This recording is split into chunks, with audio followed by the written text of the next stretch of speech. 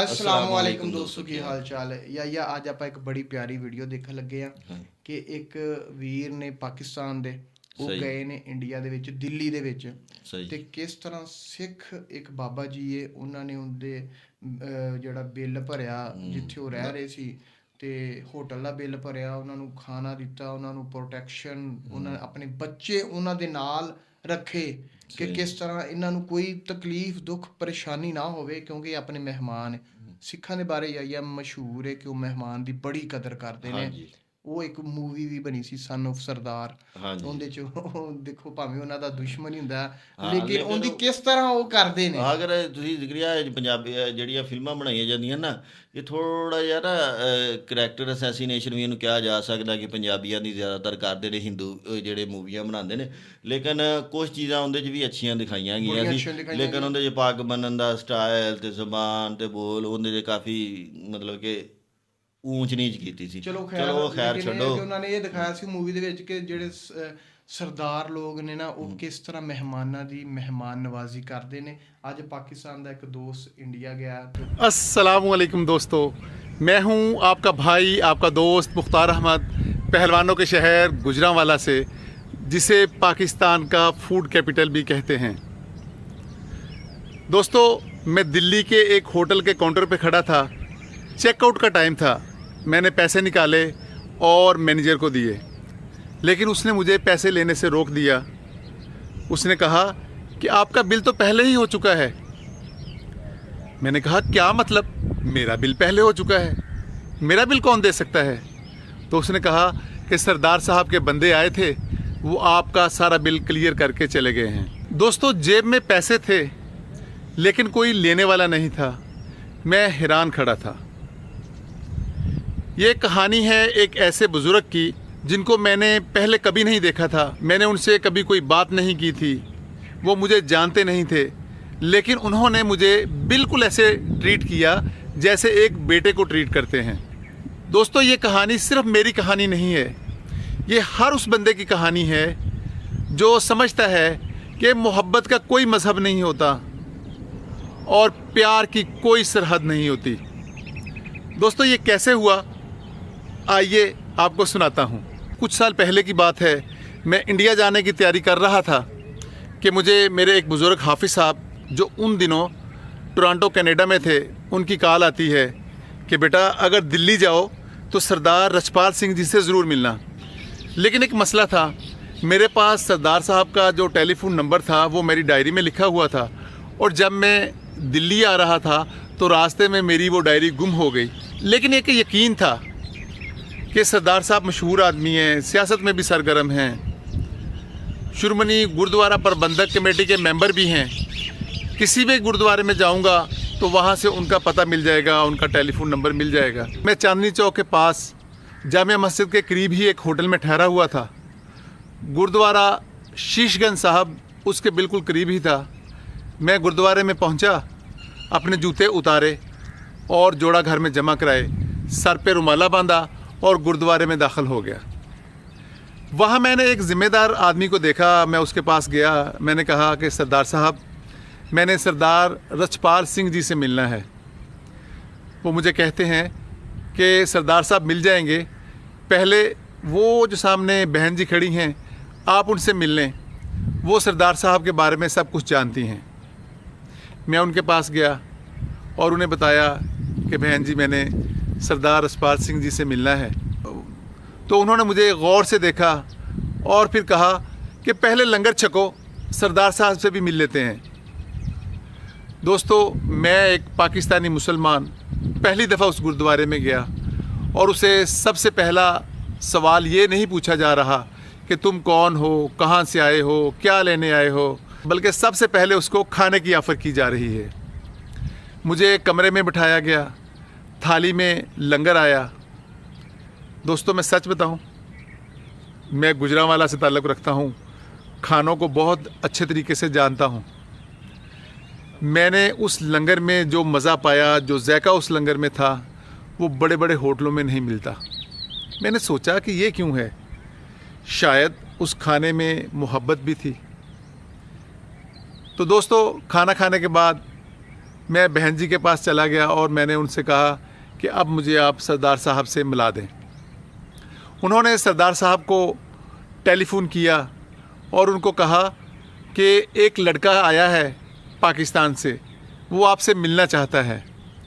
सरदार साहब ने ये बात सुनी और कहा कि उन्हें कहो कि मैं 1 घंटे तक गुरुद्वारे आऊँगा, अगर मुमकिन है तो मेरा इधर इंतज़ार कर लें, नहीं तो फिर 1 घंटे के बाद आ जाएं तो मैं उनसे मिल लेता हूँ। दोस्तों, मैं मेन हाल में चला गया। अंदर ग्रंथ साहब का पाठ हो रहा था, फ़िज़ा में गुरबानी के अल्फाज तैर रहे थे। दोस्तों, मैं पंजाबी हूँ और गुरु ग्रंथ साहब पंजाबी में लिखी गई एक मुक़द्दस किताब है। मुझे उसके हर लफ्ज़ की समझ आ रही थी और हर लफ्ज़ मेरी यादाश्त में महफूज हो रहा था। इतने में वो बहन जी आ गईं। उनके साथ एक बुज़ुर्ग थे, गोरे चिट्टे सुर्ख़ सफ़ेद 80 साल के इंतहाई खूबसूरत बुज़ुर्ग। उनकी आंखों में ऐसी चमक थी जो शायद लोगों की आंखों में जवानी में भी नहीं होती। ये थे सरदार रछपाल सिंह जी। हम बरामदे में बैठ गए।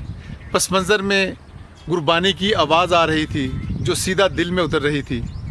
और फिर सरदार साहब ने अपनी जेब में से एक लाल रंग का रुमाल निकाला और मुझे कहते हैं कि बेटा, ये मेरी ज़िंदगी का सबसे कीमती सरमाया है। फिर उन्होंने उस रुमाल की गिरें खोली तो उसमें से चंद मुड़ी तुड़ी बुसीदा सी चिट्ठियाँ निकली। उन्होंने मुझसे कहा कि बेटा, ये तुम्हारे बुज़ुर्गों ने लिखी थी चिट्ठियाँ कनाडा से।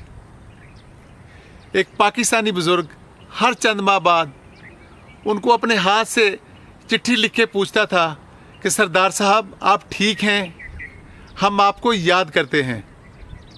और उन सरदार साहब ने वो चिट्ठियाँ उनको इतना अहम समझा कि उनको एक लाल रंग के रुमाल में गिरें लगा के उनको महफूज करके अपनी जेब में अपने सीने के साथ लगा के रखा हुआ था। दोस्तों, मेरी आंखें भीग गईं उनका ये प्यार देख के, उनकी ये मोहब्बत देख के। हम वहाँ बैठ के काफ़ी देर बातें करते रहे और उठने से थोड़ी देर पहले मैंने सरदार साहब से कहा कि मैंने आपके साथ एक तस्वीर बनवानी है। तो वो मुझे कहते हैं, बेटा, एक क्या, जितनी मर्ज़ी तस्वीरें बनाओ। मैंने तस्वीर बनाने के लिए अपनी जेब में से मोबाइल निकालने के लिए हाथ डाला तो मेरी जेब में मेरा मोबाइल नहीं था। मैंने दूसरी जेब में भी देखा लेकिन मोबाइल कहीं गुम हो गया था। दोस्तों, ये मोबाइल जिसमें मेरे सारे इंडियन अजीज़ों कारब के टेलीफ़ोन नंबर थे, उनके पास भी मेरा यही टेलीफ़ोन नंबर था। और वैसे भी दोस्तों, पाकिस्तानी पासपोर्ट के ऊपर इंडिया में सिम का अजरा कराना, और वो भी दूसरी दफ़ा, एक बहुत मुश्किल काम है। मैं परेशान हो गया। सरदार साहब ने मेरी परेशानी देखी तो वो मुस्कुरा के बोले कि बेटा, अगर तो तुम्हारा मोबाइल गुरुद्वारे के अंदर गिरा है तो फिर फ़िक्र की कोई बात नहीं, आपको मिल जाएगा।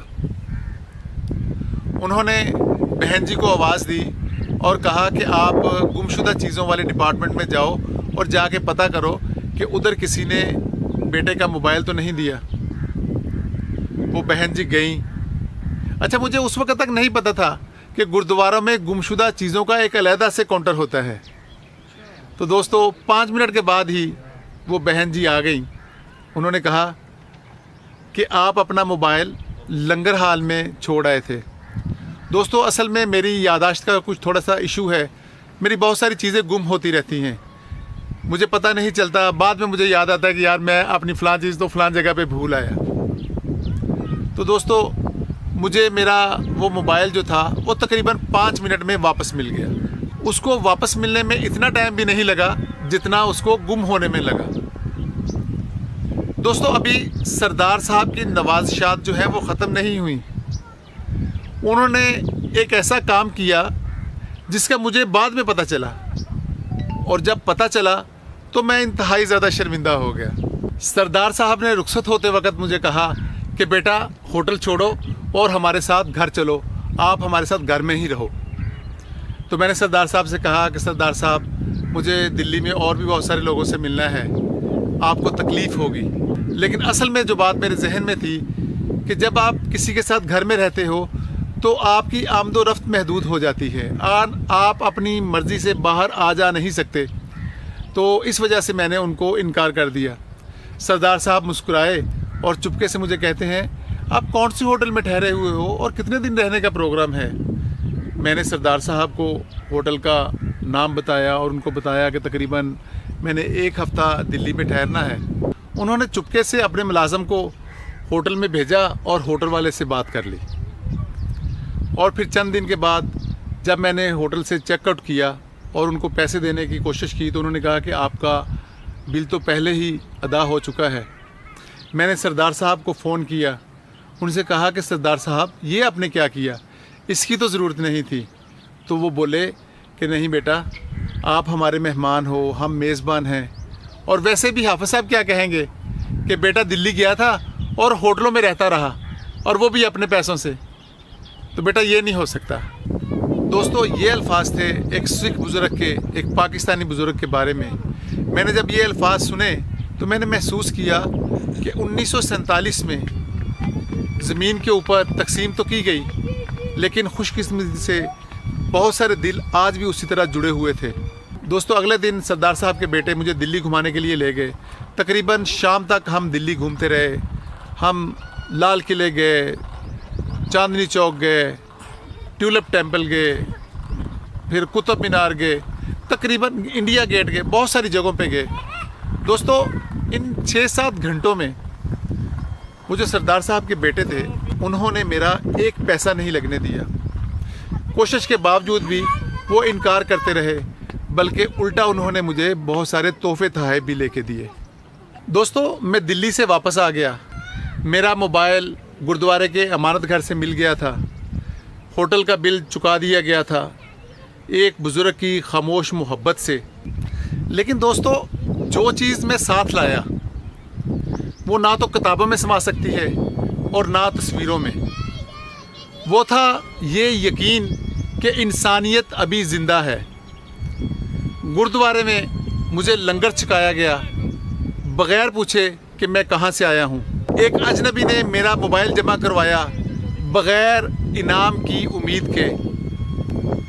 एक बुज़ुर्ग ने मेरे होटल के बिल चुकता किए बग़ैर। ਵੀ ਉਹ ਤੇ ਲਹਿੰਦੇ ਪੰਜਾਬ ਚ ਆਏ ਹੋ ਜਾਂ ਇਹਦੇ ਅੰਦਰ ਸ਼ੱਕ ਕੋਈ ਨਹੀਂ ਕਿ ਜੀ ਆਪਣੇ ਜਦੋਂ ਇੱਧਰ ਸਿੱਖ ਦੋਸਤ ਵੀਰ ਆਉਂਦੇ ਨੇ ਨਾ, ਆਪਾਂ ਵੀ ਬੜੀ ਇੱਜ਼ਤ ਰਿਸਪੈਕਟ ਦਿੰਦੇ ਹਾਂ। ਹਾਂਜੀ, ਸਾਡੇ ਨਾਲੋਂ ਸ਼ਾਇਦ ਅਸੀਂ ਜਿੰਨਾ ਕਿ ਸਾਡਾ ਐਕਸਪੀਰੀਅੰਸ ਹੈ, ਸਾਡੇ ਨਾਲ ਕਾਫੀ ਐਕਸਪੀਰੀਅੰਸ ਹੈ ਸਾਡਾ ਕਿ ਵੀ ਜਿਹੜੇ ਸਿੱਖ ਲੋਕ ਨੇ ਸਾਡੀ ਉਹਨਾਂ ਨਾਲ ਗੱਲਬਾਤ ਹੁੰਦੀ ਰਹਿੰਦੀ ਫ਼ੋਨ 'ਤੇ, ਮੈਸੇਜ 'ਤੇ। ਅਤੇ ਇਸ ਚੀਜ਼ ਨਾਲ ਅਸੀਂ ਚੰਗੀ ਤਰ੍ਹਾਂ ਅੱਛੀ ਤਰ੍ਹਾਂ ਅਗਾਹ ਵੀ ਹੈਗੇ ਆ ਕਿ ਵੀ ਉਹ ਜਿਸ ਤਰ੍ਹਾਂ ਸਾਡੇ ਨਾਲ ਗੱਲਬਾਤ ਕਰਦੇ ਨੇ, ਬਾਜ਼ਕਾਰ ਤੇ 70, 80 ਸਾਲ ਦੇ ਬੰਦੇ ਹੁੰਦੇ ਨੇ, ਅਤੇ ਉਹ ਸਾਡੇ ਨਾਲ ਇਸ ਤਰ੍ਹਾਂ ਗੱਲ ਕਰ ਰਹੇ ਹੁੰਦੇ ਨੇ ਕਿ ਜਿਸ ਤਰ੍ਹਾਂ ਉਹ ਮਤਲਬ ਕਿ ਸਾਡੀ ਏਜ ਦੇ ਨੇ ਜਾਂ ਸਾਡੇ ਬਰਾਬਰ ਹੀ ਨੇ। ਅਤੇ ਬਾਅਦ 'ਚ ਪੁੱਛੀਦਾ ਕਿ ਭਾਈ ਸਰ ਜੀ ਏਜ ਕਿੰਨੀ ਤੁਹਾਡੀ, ਤਾਂ ਫਿਰ ਉਹ ਦੱਸਦੇ ਮਤਲਬ ਕਿ ਇੰਨਾ ਉਹਨਾਂ ਦਾ ਲਹਿਜਾ ਜਿਹੜਾ ਪੋਲਾਈਟ ਹੁੰਦਾ, ਨਰਮ ਹੁੰਦਾ।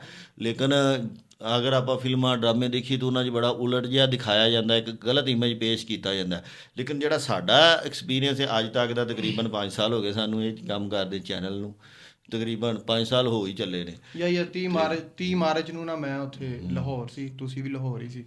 ਸ਼ਾਹੀ ਕਿਲੇ ਮੈਂ ਗਿਆ ਤੇ ਸ਼ਾਹੀ ਕਿਲੇ ਦੇ ਸਾਹਮਣੇ ਨਾ ਇੱਕ ਲਾਈਨ ਲੱਗੀ ਹੁੰਦੀ ਹੈ ਟਿਕਟਾਂ ਲੈਣ ਵਾਸਤੇ। ਤੇ ਉੱਥੇ ਨਾ ਇੱਕ ਸਿੱਖ ਵੀਰ ਸੀ, ਉਹ ਆਪਣੀ ਫੈਮਿਲੀ ਦੇ ਨਾਲ ਸੀ। ਤੇ ਕਿਉਂਕਿ ਉਹ ਅੰਦਰ ਜੰਗਲੇ ਤੋਂ ਅੰਦਰਲੇ ਪਾਸੇ ਸੀ, ਟਿਕਟ ਲੈ ਰਹੇ ਸੀ। ਤੇ ਮੈਂ ਦੂਰ ਮਿਸਾਲ ਤੋਂ ਤੇ ਇੱਥੋਂ 500 ਮੀਟਰ ਦਾ ਜਾਂ 200 ਮੀਟਰ ਦਾ ਫਾਸਲਾ ਹੋਣਾ, 200 ਮੀਟਰ ਦਾ ਫਾਸਲਾ ਹੋਣਾ। ਮੈਂ ਉਹਨਾਂ ਨੂੰ ਦੂਰੋਂ ਕਿਹਾ, ਮੈਂ ਕਿਹਾ ਸਤਿ ਸ੍ਰੀ ਅਕਾਲ। ਉਹਨਾਂ ਨੇ ਇੱਧਰ ਉੱਧਰ ਵੇਖਿਆ, ਉਹਨਾਂ ਨੂੰ ਨਹੀਂ ਨਜ਼ਰ ਆਇਆ। ਮੁੜ ਕੇ ਉਹਨਾਂ ਨੇ ਦੂਰੋਂ ਵੇਖਿਆ, ਮੈਂ ਇਸ਼ਾਰਾ ਕੀਤਾ, ਮੈਂ ਕਿਹਾ ਮੈਂ ਮਤਲਬ ਕਿਹਾ। ਉਹਨੇ ਫਿਰ ਅੱਗੋਂ ਇੰਝ ਕਰਕੇ ਕਿਹਾ ਮੈਨੂੰ ਸਤਿ ਸ੍ਰੀ ਅਕਾਲ। ਅਤੇ ਉਸ ਤੋਂ ਬਾਅਦ ਨਾ ਉਹ ਬਾਦਸ਼ਾਹੀ ਮਸਜਿਦ ਹੀ ਗਏ। ਮੈਂ ਉਹ ਸਿੱਖ ਵੀਰ ਨੂੰ ਦੇਖਿਆ ਕਿਉਂਕਿ ਉਹਨਾਂ ਦੇ ਨਾਲ ਫੈਮਿਲੀ ਸੀ। ਅਤੇ ਫਿਰ ਮੈਂ ਉਹਨਾਂ ਦੇ ਕਰੀਬ ਨਹੀਂ ਗਿਆ। ਉਹਨਾਂ ਦੀ ਬੱਚੀ ਵੀ ਸੀ, ਉਹਨਾਂ ਦਾ ਬੇਟਾ ਸੀ, ਅਤੇ ਉਹਨਾਂ ਦੀ ਬੇਗਮ ਅਤੇ ਉਹ ਸੀ। ਅਤੇ ਉਹ ਨਾ ਉਹ ਫਿਰ ਬਾਦਸ਼ਾਹੀ ਮਸਜਿਦ ਹੀ ਗਏ। ਮੇਰਾ ਦਿਲ ਬੜਾ ਕਰਦਾ ਸੀ ਕਿ ਉਹਨਾਂ ਨੂੰ ਮੈਂ ਮਿਲਾਂ, ਲੇਕਿਨ ਉਹ ਕਿਉਂਕਿ ਫੈਮਿਲੀ ਹੋਣ ਦੀ ਵਜ੍ਹਾ ਤੋਂ ਮੈਂ ਕਿਹਾ ਸ਼ਾਇਦ ਨਹੀਂ ਮੁਨਾਸਬ। ਉਹਨਾਂ ਨੇ ਨਾ ਸ਼ਾਹੀ ਕਿਲ੍ਹਾ ਦੇਖਿਆ ਜਾਂ ਉਹਨਾਂ ਦੇ ਨਾਲ ਗੁਰਦੁਆਰਾ ਅਰਜਨ ਦੇਵ, ਉਹਨਾਂ ਦਾ ਕੋਈ ਗੁਰਦੁਆਰਾ ਰਣਜੀਤ ਸਿੰਘ ਨਹੀਂ, ਮੈਂ ਉਹ ਤਸਵੀਰ ਖਿੱਚ ਕੇ ਲਿਆਇਆ ਸੀ। ਗੁਰਦੁਆਰਾ ਸ਼ਹੀਦੀ ਸਥਾਨ ਗੁਰਦੁਆਰਾ ਅਰਜਨ ਦੇਵ ਜੀ, ਇਹ ਸੀ ਉਹ ਜਿਹੜਾ ਚਿੱਟੇ ਜਿਹੇ ਰੰਗ ਦਾ। ਅੱਛਾ ਹਾਂ, ਉਹ ਗੁਰੂ ਅਰਜਨ ਦੇਵ ਜੀ ਦਾ ਬਿਲਕੁਲ ਸ਼ਾਹੀ ਕਿਲੇ ਦੇ ਮੇਨ ਗੇਟ ਦੇ ਸਾਹਮਣੇ, ਤੇ ਉਹਦੇ ਪਿਛਲੇ ਪਾਸੇ ਬਾਦਸ਼ਾਹੀ ਮਸਜਿਦ। ਜਿਹੜੇ ਦੋਸਤ ਇੱਥੇ ਆਏ ਉਹਨਾਂ ਨੇ ਦੇਖਿਆ ਹੋਣਾ। ਤੇ ਫਿਰ ਮੈਨੂੰ ਉਹ ਅੰਦਰ, ਮੈਂ ਗੁਰਦੁਆਰੇ 'ਚ ਇੰਟਰ ਹੋਣ ਲੱਗਾ, ਉਹ ਉਹਨਾਂ ਨੇ ਨਹੀਂ ਇੰਟਰ ਹੋਣ ਦਿੱਤਾ। ਅੰਦਰ ਸਿੱਖ ਦੋਸਤ ਖੜੇ ਸੀ, ਕਿਉਂਕਿ ਉਹ ਕਹਿੰਦੇ ਅੱਜ ਸਾਡਾ ਨਾ ਮੇਨ ਕੋਈ ਸਿਕਿਉਰਿਟੀ ਦੀ ਵਜ੍ਹਾ ਤੋਂ ਨਾ ਅੱਜ ਮੁਸਲਮਾਨਾਂ ਦਾ ਦਾਖਲਾ ਨਹੀਂ ਹੋ ਰਿਹਾ, ਤੇ ਕੱਲ੍ਹ ਨੂੰ ਤੁਸੀਂ ਆਇਆ ਜੇ। ਕਹਿਣ ਦਾ ਮਤਲਬ ਇਹ ਹੈ ਕਿ ਵਾਕਈ 1947 ਦੇ ਵਿੱਚ ਵੰਡ ਪਈ ਹੈ, ਲੇਕਿਨ ਦਿਲ ਹਜੇ ਤੱਕ ਜੁੜੇ ਹੋਏ ਨੇ, ਦਿਲ ਇੱਕ ਦੂਸਰੇ ਨਾਲ ਪਿਆਰ ਕਰਦੇ ਨੇ। ਤੇ ਦੂਸਰਾ ਇਹ ਹੈ, ਇੱਕ ਹੋਰ ਚੀਜ਼ ਇਹ ਵੀ ਮੈਂ ਤੁਹਾਨੂੰ ਕਹਾਂਗਾ ਕਿ ਕਹਿੰਦੇ ਨਾ ਕਿ ਟਿਟ ਫਾਰ ਟੈਟ, ਅਦਲੇ ਕਾ ਬਦਲਾ। ਇੱਧਰ ਸਿੱਖ ਵੀਰ, ਸਿੱਖ ਦੋਸਤ ਆਉਂਦੇ ਨੇ, ਆਪਾਂ ਉਹਨਾਂ ਦੀ ਬੜੀ ਇੱਜ਼ਤ ਕਰਨੇ। ਬੇਸਿਕਲੀ ਜਿਹੜੀ ਅਗਰ ਗੱਲ ਕਰੀਏ ਨਾ, ਇਹ ਆਪਾਂ ਅਸਲ ਤੇ ਹੈ ਤੇ ਪੰਜਾਬੀ ਆ ਨਾ, ਤੇ ਅੰਦਰੋਂ ਤੇ ਇੱਕ ਹੀ ਆ। ਮਜ਼ਹਬ ਧਰਮ ਇੱਕ ਹੋਰ ਚੀਜ਼ ਹੈ, ਉਹ ਮਜ਼ਹਬ ਧਰਮ ਤੇ ਸਰਹੱਦ ਦੀ ਵਜ੍ਹਾ ਤੋਂ ਅਸੀਂ ਵੰਡੇ ਹੋਏ ਆ, ਲੇਕਿਨ ਇਨਸਾਨੀਅਤ ਤੇ ਸੇਮ ਹੀ ਹੈ ਨਾ। ਤੇ ਰਵੱਈਏ ਤੇ ਉਹਨਾਂ ਦਾ ਬੋਲ ਚਾਲ, ਫਿਰ ਜ਼ਬਾਨ, ਸਭ ਤੋਂ ਵੱਡੀ ਚੀਜ਼ ਜਿਹੜੀ ਹੁੰਦੀ ਹੈ ਮਾਦਰੀ ਜ਼ਬਾਨ ਬੰਦੇ ਦੀ ਹੁੰਦੀ ਹੈ, ਉਹ ਚੀਜ਼ ਨਾਲ ਅਸੀਂ ਮਤਲਬ ਕਿ ਅਸੀਂ ਲੋਕ ਆਪਸ ਦੇ ਵਿੱਚ ਬਹੁਤ ਜੁੜੇ ਹੋਏ ਆ, ਸਿੱਖ ਲੋਕ ਤੇ ਪਾਕਿਸਤਾਨ ਪੰਜਾਬ ਤੇ ਇੰਡੀਆ ਪੰਜਾਬ। ਤੇ ਦੋਸਤੋ, ਸਾਡੀ ਇਹ ਦੁਆ ਹੈ ਕਿ ਇਸੇ ਤਰ੍ਹਾਂ ਮੁਹੱਬਤ, ਪਿਆਰ, ਸਕੂਨ, ਅਮਨ, ਸ਼ਾਂਤੀ ਬਰਕਰਾਰ ਰਹੇ, ਤੇ ਜਿੱਥੇ ਜਿੱਥੇ ਪੰਜਾਬੀ ਵਾਸਤੇ ਨੇ ਖੁਸ਼ ਰਹਿਣ, ਹੱਸਦੇ ਰਹਿਣ, ਵਸਦੇ ਰਹਿਣ। ਮਿਲਾਂਗੇ ਨਵੀਂ ਵੀਡੀਓ ਨਾਲ। ਆਪਣਾ ਖਿਆਲ ਰੱਖਿਆ ਜੇ। ਅੱਲਾਹ ਨਿਗਹਿਬਾਨ।